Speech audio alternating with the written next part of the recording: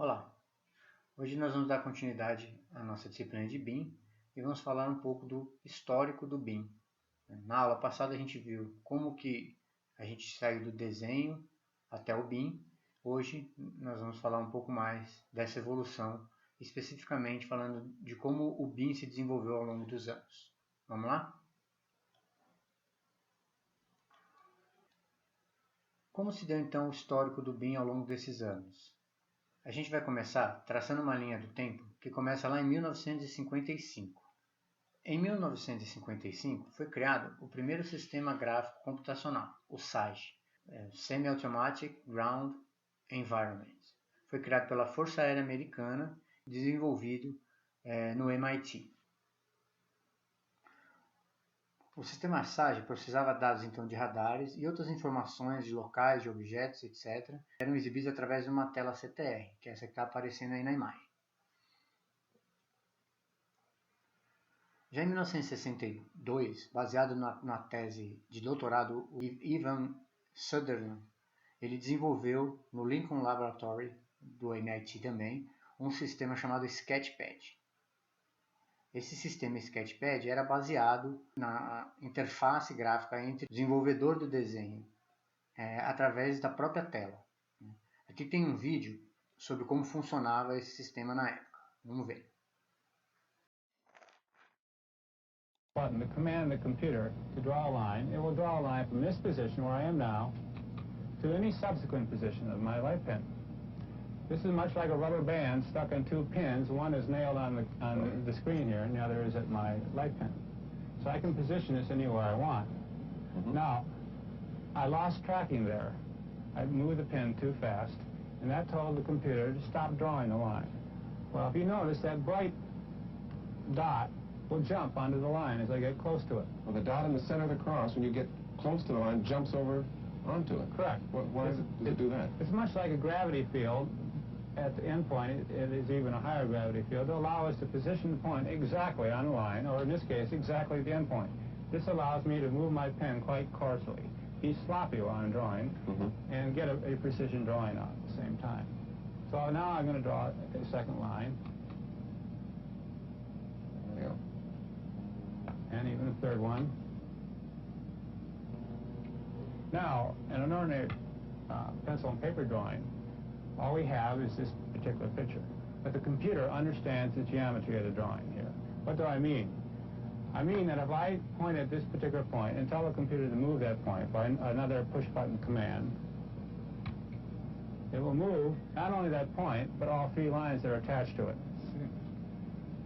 And the delay between it's doing what you want it to is because it's computing all these changes. That's correct. Now, if I made a mistake, I could delete my mistake by pointing at the line in question, for instance, and pressing the appropriate button. It's gone. To start drawing the circle. Here's our circle. Let me reduce the drawing size so our circle shows on the computer scope. And you see as I move the pen, it is ignoring the radial position. I've just gone off the scope screen here. The radial position of the pen and only looking at its angular position. So I can be very as sloppy as you like. Right. In other words, the computer supplied the compass here, much like as it supplied the straight edge for the straight line. If you go backwards, you erase it. And I can wind it up the other way. Now, if I tell the computer to put that point right at this circle, right in that point right there, the computer knows that those must be connected. It turns out that they're not really connected. It's a very small nub there. Let me move this away and show you that they're really not connected. But I have told it by terminating the point of the pen at that position that it must be connected. Now, I can tell the computer to satisfy this constraint command by addition of a piece of wood, perhaps, which is all of the lines of the sections behind each piece are hidden. As you'll see, as I start to rotate this object, the computer will place part of it behind the other part, and you will see that indeed the computer has a representation of it which knows that it's solid. It's no longer just the wire frame. It really is solid, and when a line is behind the front surface, you just don't see it. That's right. And so this is just one of my models that I can work with. I have a few others that I can call up. For instance, a wedge. I'll make the wedge slightly smaller and rotate it a little bit so you can see the properties of it. Esse foi o Sketchpad de 1962. Na sequência, em 1965, foi comercializado o primeiro CAD, que na época custou $500 mil. Esses softwares e máquinas começaram a ser chamados de CAD porque eles eram, então, ferramentas que auxiliavam o desenho que era feito nas pranchetas, dessa vez no computador. Então, Computer Aided Design, desenho assistido pelo computador. Esse termo foi criado por Douglas Taylor Ross, que era cientista da computação. Em 1970, grandes empresas dos setores automobilísticos e aeroespaciais começaram a adotar os sistemas CAD. A Chrysler, por exemplo, criou o Chrysler CAD-CAM, que era um CAD, um software CAD, voltado para a produção de projetos automobilísticos. Na época, eles diziam que, com o auxílio do CAD, eles conseguiam uma produtividade 3 vezes maior na elaboração dos seus projetos. Em 1975, o professor Charles Eastman, que inclusive é autor do livro que está na bibliografia dessa disciplina, na Carnegie Mellon University, criou o BDS, Building Description System. Esse sistema era baseado numa livraria de elementos arquitetônicos, ou seja, já estava voltado para a construção civil e era uma espécie de biblioteca de elementos prontos que auxiliavam, aceleravam o processo de desenho. O BDS já utilizava as noções de BIM que a gente tem hoje, porque ele já definia os elementos baseados numa mesma descrição, ou seja, plantas, perspectivas, seções, eles eram o mesmo elemento. E essas definições desses elementos eram extraídas de uma mesma base. Em 1982, John Walker fundou a Autodesk. Na época era uma empresa pequena, tinha 70 pessoas, e a ideia desde o início era produzir um CAD para PC que custasse menos de $1.000. Eles lançaram então o AutoCAD. O AutoCAD inicialmente ele foi criado para engenheiros mecânicos, Ele trabalhava em engenharia mecânica. Vinha lá da indústria aeroespacial, da indústria automobilística, Mas ele rapidamente foi estendido para outras empresas, outros tipos de indústria, E passou a abranger uma série de campos, incluindo a construção civil. Em 1986 foi utilizada e documentada pela primeira vez o termo Building Modeling, similar ao BIM de hoje, e já tinha o sentido de informação dentro da modelagem. Quem cunhou esse termo pela primeira vez foi o cientista Robert Eich. No artigo que ele escreveu, ele já definiu o Building Information Modeling muito parecido com a forma que a gente conhece hoje, e também várias tecnologias de implementação que são usadas até hoje. Em 1987 foi lançado o primeiro ArchiCAD. O ArchiCAD é tido como o primeiro software da construção civil para arquitetura que já tem os conceitos BIM. O ArchiCAD, então, lançou a primeira solução Teamwork, que era baseada na troca de arquivos. Então, já previa também o trabalho interativo, o trabalho em equipe, várias pessoas mexendo no mesmo software.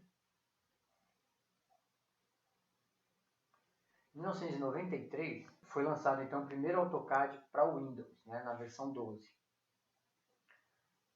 Em março de 93, essa versão 12 foi lançada para o Windows, e aí ficou mais fácil de personalizar, mais pessoal, personalizado, e tinha já aquelas caixas flutuantes, ícones de acesso para os comandos mais usados, já começou a ficar um pouco mais parecido com os softwares que a gente mexe hoje em dia.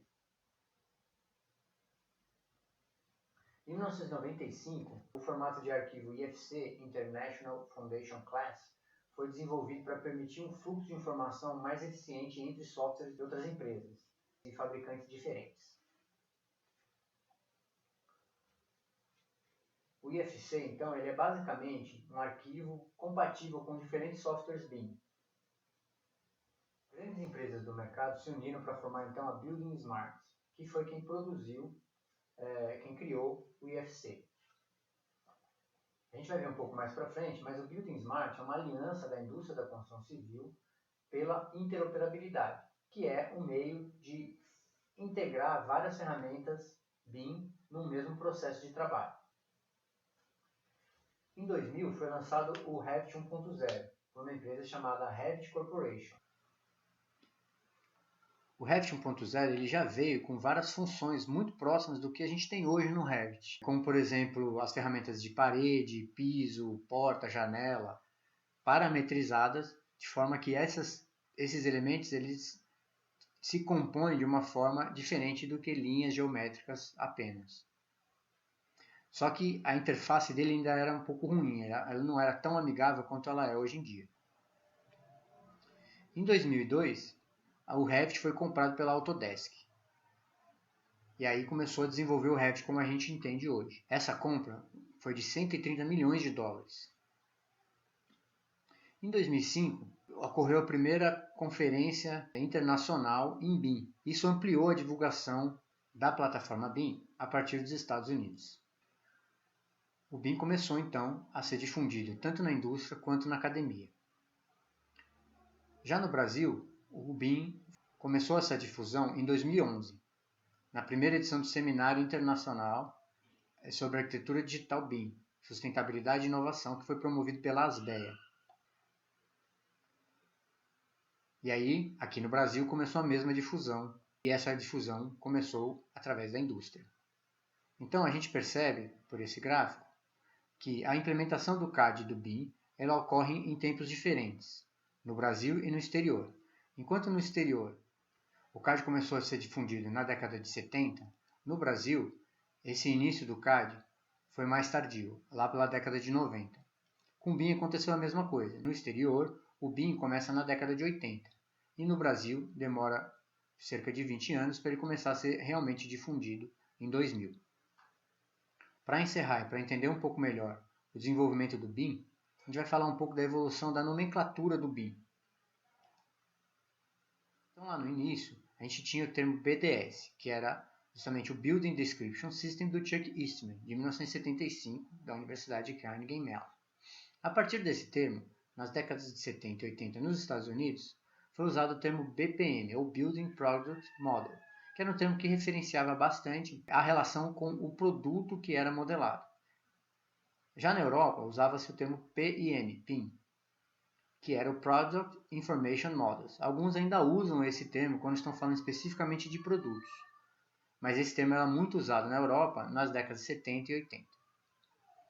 Uma certa junção dos dois termos trouxe o termo BIM, Building Information Model ou Building Information Modeling, que foi essa junção então, dos dois termos no final da década de 80, que aconteceu nos Estados Unidos, na Alemanha, na Holanda. Então, o Building Modeling do Robert Reich, de 1986, e o Building Information Modeling, que foi cunhado pela primeira vez, usando os três termos, por Nederveen e Thomann, na Holanda, em 1992.